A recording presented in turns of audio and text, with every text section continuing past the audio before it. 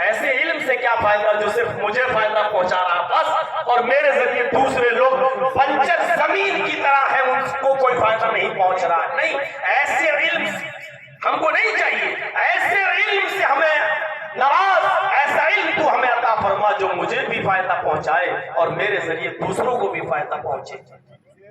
علم نافع، ایسا علم جو نفع بخش ہو، ورزقاً طیبا، اور اے اللہ مجھے ایسی روزی دے جو پاکیزہ ہو، ایسی روزی دے جو حلال روزی ہو، ایسا رزق دے جو طیب ہو، جو پاک ہو۔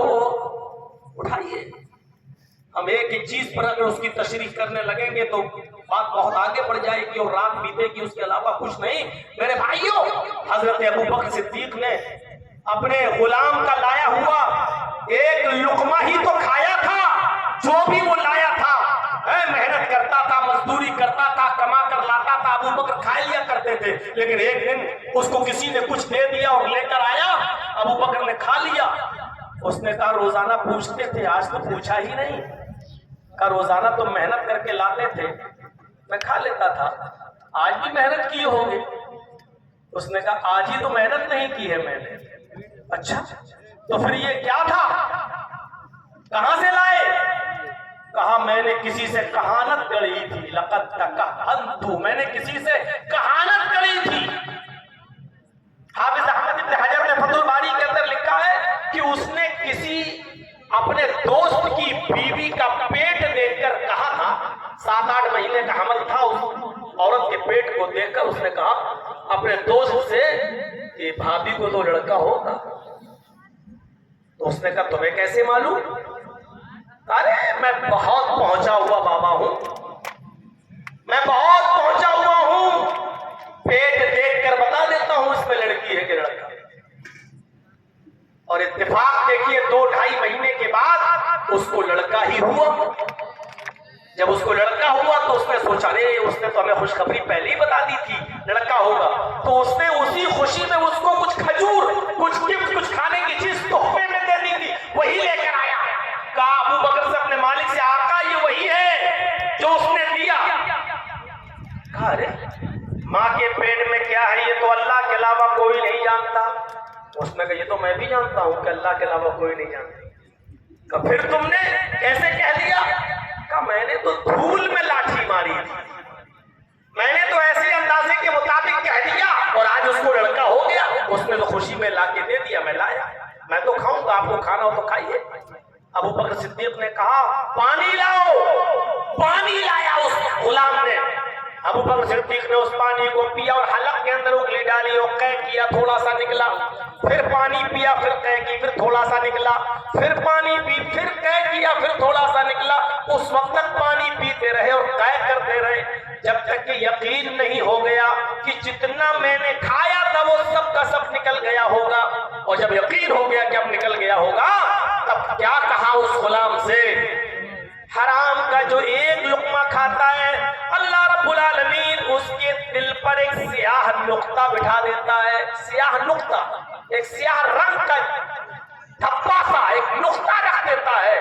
اگر وہ توبہ کر لیتا ہے تو وہ نقطہ مٹ جاتا ہے، اور اگر وہ توبہ نہیں کرتا تو سیاہ رنگ کا وہ نقطہ دھیرے دھیرے پھیلتا جاتا ہے، بڑھتا جاتا ہے، پھیلتا رہتا ہے، اور ایک دن آتا ہے کہ پورے دل کو سیاہ کر دیتا ہے، پورے دل کو کالا کر دیتا ہے۔ اور جب انسان کا پورا دل کالا ہو جاتا ہے تو پھر اس کو اس بات کا احساس نہیں ہوتا کہ میرے پاس یہ روزی جو آ رہی ہے وہ حلال کی ہے یا حرام کی ہے، حلال کی ہے یا حرام کی، آنے دو، جہاں سے بھی آ رہا ہے آنے دو۔ پھر یہ احساس سوچنے اور سمجھنے کی صلاحیت مفقود ہو جاتی ہے، اس سے سلب کر لی جاتی ہے، چھین لی جاتی ہے۔ پھر اس کے بعد وہ یہ نہیں سوچتا کہ یہ رقم، دولت، مال، کھانے اور پینے کی اشیاء خورد و نوش حلال کی ہے یا حرام کی، وہ یہ سب نہیں سوچتا ہے۔ کیوں؟ کیونکہ اس کا دل کالا ہو چکا ہے۔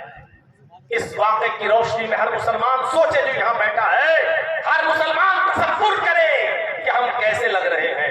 اللہ کے نبی صلی اللہ علیہ وسلم یہ دعا مانگتے تھے وَطَيِّبْ وَرِزْقًا طَيِّبًا، اے اللہ پاکیزہ رزق عطا فرما، ایسا علم دے جو نفع بخش ہو, ایسا رزق دے جو پاکیزہ ہو, وعملا متقبلا, اور یہ نہیں کہتے تھے کہ اللہ مجھے عمل کی توفیق دے, بلکہ یہ دعا مانگا کرتے تھے, اے اللہ ایسے عمل کی توفیق دے جو قابل قبول ہو, جو اللہ کی بارگاہ میں مقبول ہو, ایسے عمل کی ہمیں توفیق عطا فرما جو قبول ہو, جو بارگاہ عزتی میں مقبول ہو چکا ہو.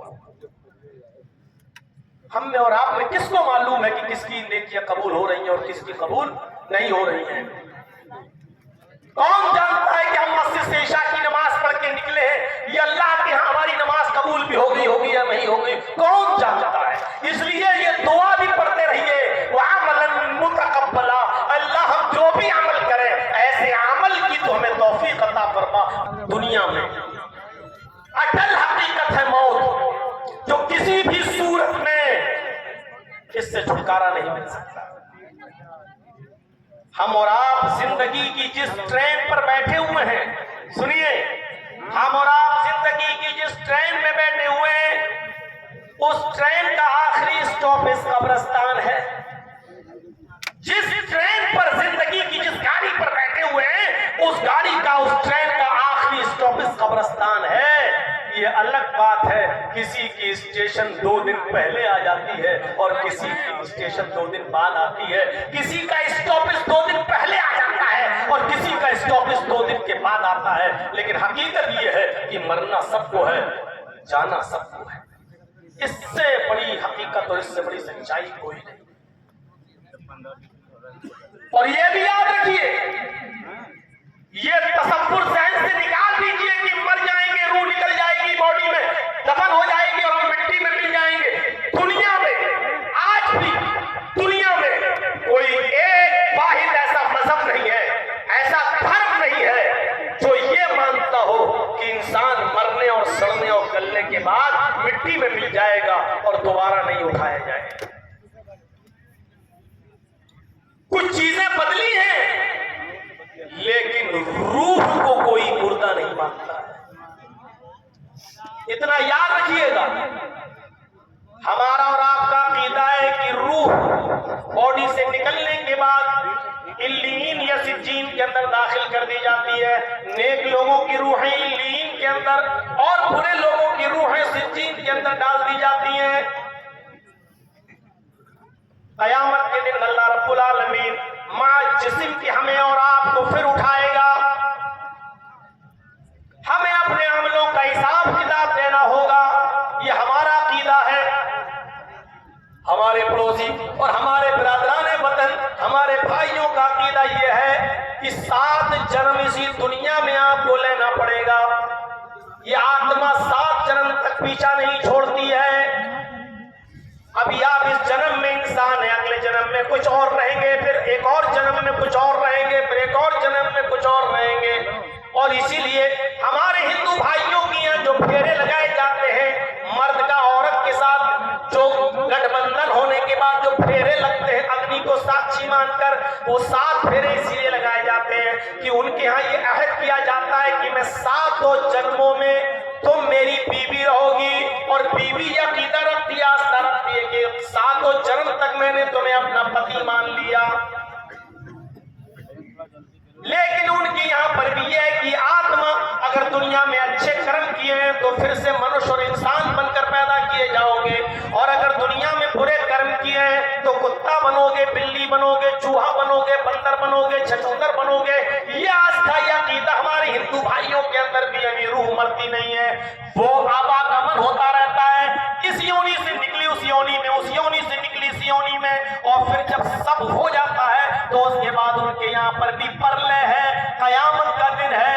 ان کے یہاں پر بھی سورگ ہے اور نرک ہے, ان کے یہاں پر بھی پیراڈائز ہے, جنت کا ثبوت ہے, ان کے یہاں پر بھی نرک کا, جہنم کا ثبوت ہے. یعنی ایک دن پھر انسان سورگ میں جائے گا یا نرک میں جائے گا. سورگ اور نرک پیراڈائز ان کے یہاں پر بھی مانا جاتا ہے. یعنی دنیا یہودیوں کے یہاں وہی عقیدہ ہے جو ہمارے یہاں ہے, عیسائیوں میں وہی عقیدہ ہے جو ہمارے یہاں ہے, بدھسٹ بھی اسی کو مانتے ہیں, جینی بھی اسی کو مانتے ہیں. دنیا میں کوئی ایک مذہب, کوئی ایک دھرم ایسا نہیں ہے جو یہ مانتا मानता हो कि मरने के बाद इंसान मिट्टी में मिला दो या जला दो तो उसकी रूह भी मर जाती है और उसके साथ अब कुछ नहीं होता है, वो मर गया और सड़ गया या मिट्टी में मिल गया और खत्म नहीं। मेरे प्यारे साथियों, आप मुशाहिदा करके देखिए, जो दाना आप जमीन में डालते हो, बीज जो जमीन के अंदर बोते हो, चावल हो, गेहूं हो, मकई हो, बाजरा हो, जो दाना आप जमीन के अंदर डालते हैं, बोते हैं, वो दाना जमीन के अंदर पहले सड़ता ही है, पहले मिट्टी ही में मिलता है, वो सड़ जाता है, लेकिन उसी सड़े हुए दाने से अल्लाह रब्बुल आलमीन कल्ला निकालता है, फिर वही कल्ला जमीन के सीने को फाड़ता हुआ बाहर निकलता है, फिर उसी से अल्लाह रब्बुल आलमीन एक दाने से 100 दाने पैदा कर देता है, एक गेहूं से 100 गेहूं के दाने, एक चावल के दाने से 100 दाने बना देता है।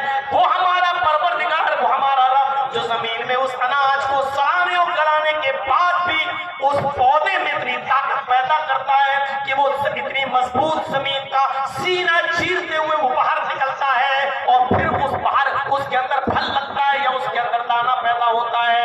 मेरे भाइयों, ये हम रोज मुशाहिदा करते हैं अपने खेतों में, वो बीज बोते वक्त जब सड़े हुए बीज को अल्लाह रब्बुल आलमीन दोबारा जिंदा कर सकता है, तो क्या सड़ी हुई बॉडी को और मिट्टी में मिल जाने के बाद, मिट्टी में मिलने के बाद इस बॉडी को क्या अल्लाह रब्बुल आलमीन दोबारा जिंदगी नहीं दे सकता है? क्या दोबारा जीवित नहीं कर सकता है? अयहसबुल इंसानु अन युतरका सुदा अलम यकुन नुतफतम मिन मनी युमना थुम्मा काना अलकतन फखलक फसव्वा फजअल मिनहु ज़ौजैन الذكر والأنثى أليس ذلك بقادر على أن يحيي الموتى। इंसान, क्या तू ये तसव्वुर करता है कि तुझे ऐसे ही छोड़ दिया जाएगा? अय्युतरका सुदा, क्या तुझे बेकार छोड़ दिया जाएगा? नहीं, गौर कर, मिसाल देखिए, मिसाल कुरान कहता है अलम यकुन नुतफतम मिन मनी युमना, क्या तू शुरू में हकीर और जलील पानी का एक कतरा नहीं था? क्या तू पानी की एक बूंद नहीं था जो रहमे मादर तक पहुंचाया गया? पानी की एक बूंद, ओफो, कारीगरी देखिए। थुम्मा काना अलकतन फखलक फसव्वा, अल्लाह ने उसी पानी के कतरे से नुत्फा बनाया, उसी नुत्फे से जमा हुआ खून बनाया, उसी जमे हुए खून से गोश्त का लोथड़ा बनाया, उसी गोश्त के लोथड़े से हड्डियां बनाई, फिर हड्डियों में गोश्त का लिबास चढ़ाया, फिर अल्लाह ने उसी पानी के कतरे से आंखें बनाई, दिमाग बनाया, हाथ बनाया, पैर बनाया, दिल बनाया। गौर करो, भला अनुसफिया बनाना, तू ये कहता है कि हम मरने के बाद जिंदा नहीं कर सकते? अरे जिंदगी तो बहुत दूर की बात, हम तो तुम्हारी उंगलियों के पोर तक बनाने पर कादिर हैं। भला अनुसफिया बनाना, उंगलियों के पोर तक बनाने पर कादिर है। ये उंगलियों के पोर की मिसाल अल्लाह ने क्यों दी है? आज फिंगरप्रिंट देखते ना, अंदाजा लगा लीजिए आप। राशन कार्ड पे हमारी बहनें, हमारी माएं जब जाती है ना, जैसे अंगूठा लगाती है नाम आ जाता है। ज़ैनब, रुकैया, आप पासपोर्ट बनाने जाते हैं, जैसे आप अपना अंगूठा रखते हैं आपका नाम आ जाता है। आप नाम चेंज करके आप मुल्क नहीं छोड़ सकते हो। गौर करो, ये अंगूठा, इस अंगूठे में कितने निशान हैं? पूरी दुनिया की आबादी पर गौर करो, पूरी दुनिया की आबादी पर कितनी आबादी होगी, और किसी एक इंसान के अंगूठे के ये निशान दूसरे इंसान के अंगूठे के मुताबिक नहीं होते हैं। हर इंसान के निशान अलग अलग हैं। आप मौलाना जर्जीस, मोहम्मद जर्जीस के नाम का पासपोर्ट है तो मोहम्मद जर्जीस ही के नाम से पासपोर्ट होगा। मोहम्मद जर्जीस, इरशाद अहमद, मोहम्मद अकरम के नाम से दूसरा पासपोर्ट बनाकर विदेश नहीं जा सकते हैं। ये अलग बात हो, हुकूमती सतह पर अगर 60 गांठ हो तो अलग बात है कि अगर हुकूमत ही किसी को भगाने में अगर मदद कर रही हो तो वो दूसरी बात है। वरना मेरे भाइयों, कोई आदमी अंगूठा रखते ही उसका पूरा बायोडाटा आ जाता है। आज साइंस इतनी तरक्की कर चुकी है कि यहाँ बैठे बैठे अंगूठा यहाँ दबाया, इंडिया के रहने वाले हो के बांग्लादेश के पता चल गया, ہندوستان میں انگوٹھا دبایا، تم امریکہ کے رہنے والے ہو یا لندن کے رہنے والے ہو، فوراً پتا چل گیا۔ میرے بھائیوں غور کرو کہ جس نے انگوٹھا ایک دوسرے سے کے موافق نہیں بنایا، کیا وہ اللہ اس بات پہ قادر نہیں ہے کہ ہمیں قبر سے دوبارہ زندہ کر دے اور اٹھا دے؟ ثم کان علقۃ فخلق فسوى، ہم نے یہ بنایا وہ بنایا اور بنا سوا کر درست کر دیا۔ اسی پانی کے قطرے سے اتنی مضبوط ہڈی بنائی کہ توڑو تو ٹوٹے نہیں، اور اسی پانی کے قطرے سے اتنا نرم و نازک بھیجا بنایا جو 2 انگلی کے بیچ میں رکھ کر مسلنا چاہو تو مسل دو۔ ثم کان علقۃ فخلق فسوى، تیرے دماغ میں ہزاروں تاروں کا کنیکشن ڈال کر 2 چمکتے ہوئے ٹیوب لائٹ آنکھوں کی شکل میں تجھے دیے، 2 ٹیوب لائٹ آنکھوں کی شکل میں تجھے دیے۔ ہم یہاں جب نظر ڈالتے ہیں تو 1 کلومیٹر سے زیادہ دور ہماری نظر نہیں جا رہی ہے، 1 کلومیٹر دور کی چیز ہمیں نظر آ رہی ہے، وہ ٹیوب لائٹ جل رہی ہے۔ لیکن غور کرو اس میں کتنا پاور اللہ نے ڈالا ہے، جو ایک نظر ہم نے اس چاند کے اوپر ڈالی ہے۔ یہ چاند جو ہماری موجودہ زمین سے 2,40,000 میل کی اونچائی پر ہے، اس نے 1 سیکنڈ کے اندر 2,40,000 میل کی اونچائی پر چمکنے والے اس چاند کو بھی دیکھ لیا، اس کو اپنی آنکھوں میں بھر لیا۔ غور کرو یہ پاور ان آنکھوں میں کس نے پیدا کیا؟ ثم كان علقة فخلق فسوى فجعل منه الزوجين الذكر والأنثى، پھر ہم نے نر و مادہ بھی بنا دیا، لڑکا اور لڑکی بھی بنا دیا۔ پیٹ میں کیا ہے، لڑکا یا لڑکی، یہ بھی میں نے بنا دیا۔ اے لوگوں، اے میرے بندو، جب ان تمام مراحل سے میں تمہیں گزار سکتا ہوں تو اب تم ہی بتاؤ، الیس ذالک بقادر علی ان یحیی الموتى، کیا وہ اللہ اس بات پر قادر نہیں ہے کہ وہ تمہیں دوبارہ زندہ کر دے؟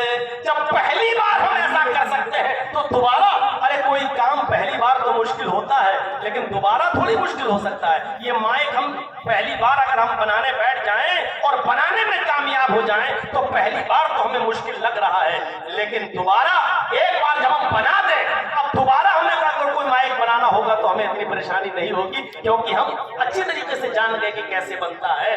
اگر مان بھی لیا جائے، نعوذ باللہ، اللہ کے لیے تو مشکل ہے ہی نہیں، لیکن مان لیا جائے تو پہلی بار تو تھوڑی دیر کے لیے مشکل ہو سکتا ہے، لیکن دوسری مرتبہ پیدا کرنا اس کے لیے کون سا مشکل ہوگا؟ میرے بھائیوں، اس میں یہ مثال دی جب ہم ایسا کر سکتے ہیں، ایسا کر سکتے ہیں، ایسا کر سکتے ہیں، تو اب تم ہی بتاؤ، الیس ذالک بقادر علی ان یحیی الموتى، کیا وہ اللہ اس بات پر قادر نہیں ہے کہ انسان کو دوبارہ زندہ کر دے؟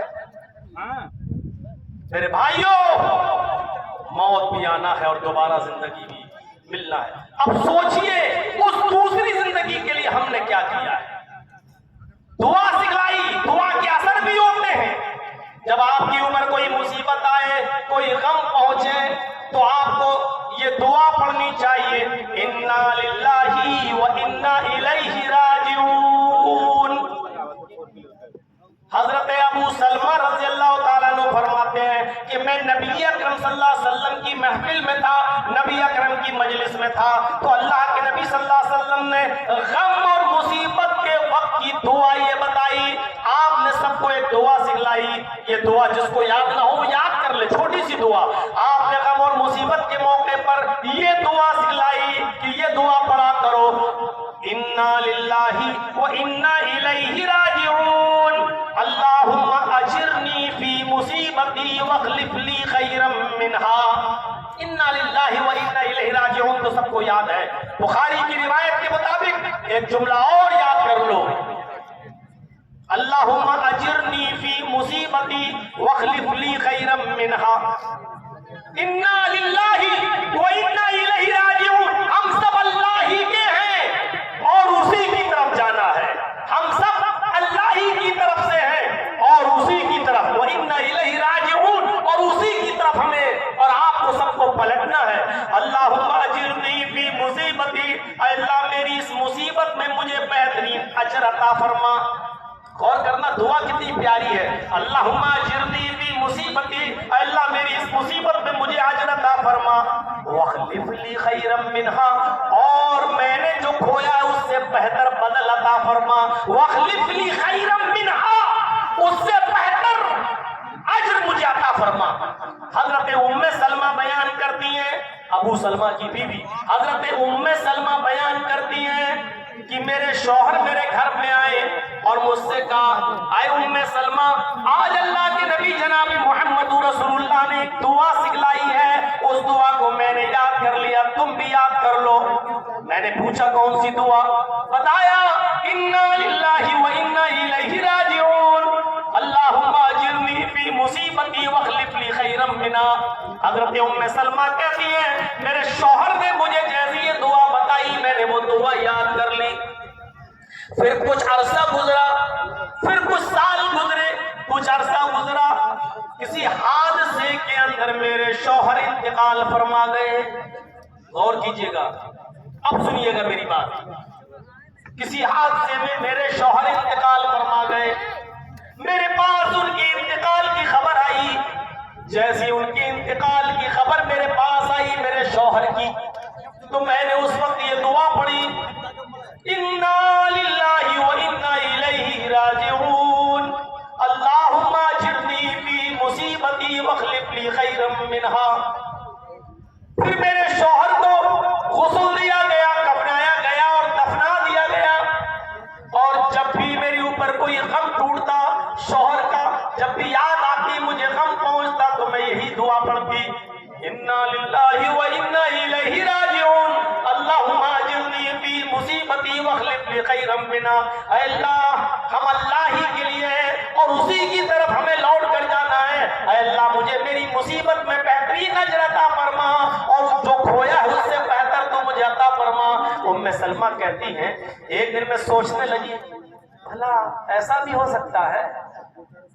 اس دعا میں تو یہ آیا کہ اللہ مجھے اس سے بہتر عطا فرما جو میں نے کھویا ہے، یعنی جو جا چکا اس سے بہتر تو عطا فرما. بھلا میرے شوہر سے بہتر بھی کوئی مجھے مل سکتا ہے؟ کہاں ابو سلمہ کتنے نیک، کتنے پیار و محبت کرنے والے، مجھے میرے شوہر سے اچھا بہتر کیا مل سکتا ہے؟ ایسا کیسے ہو سکتا ہے؟ ام سلمہ کہتی ہیں میں دعا اس لیے پڑھتی تھی کیونکہ اللہ کے نبی کی سکھلائی ہوئی دعا تھی، لیکن یہ سوچتی تھی کہ ایسا کیسے ہو سکتا ہے کہ مجھے میرے شوہر سے بھی بہتر کوئی مل جائے. جب میری عدت ختم ہو گئی، شوہر کے انتقال کے بعد جو بیوی عدت گزارتی ہے 4 مہینہ 10 دن کی، جب میری عدت ختم ہو گئی تو عدت کے ختم ہو جانے کے بعد محمد رسول اللہ صلی اللہ علیہ وسلم میرے پاس تشریف لائے. انہوں نے میرے دروازے کو دستک دی. میں اس وقت چمڑے کو دباغت دے رہی تھی، میں اس وقت ایک چمڑے کو دباغت دے رہی تھی، چمڑے کو رنگ رہی تھی، اس کو دباغت دے رہی تھی. میں نے جلدی سے ہاتھ کھولے اور دروازہ کھولا. جیسی میں نے دروازہ کھولا تو دیکھتی ہوں کہ محمد رسول اللہ صلی اللہ علیہ وسلم سامنے کھڑے ہیں. محمد رسول اللہ نے سلام کیا، السلام علیکم ورحمۃ اللہ وبرکاتہ، اور اندر آنے کی اجازت طلب کی. میں نے سلام کا جواب دیا اور ان کو اندر آنے کی اجازت دی. میرے پاس کھجور کی کھال کا بھرا ہوا تکیا، کھجور کی چھال کا بھرا ہوا تکیا رکھا ہوا تھا. میں نے وہ تکیا اللہ کے نبی کو دے دیا اور آپ اس تکیے پر ٹیک لگا کر بیٹھ گئے. جیسی تھوڑی دیر گزری، تکیے پر ٹیک لگانے کے بعد آپ نے فرمایا ام سلمہ میں دیکھ رہا ہوں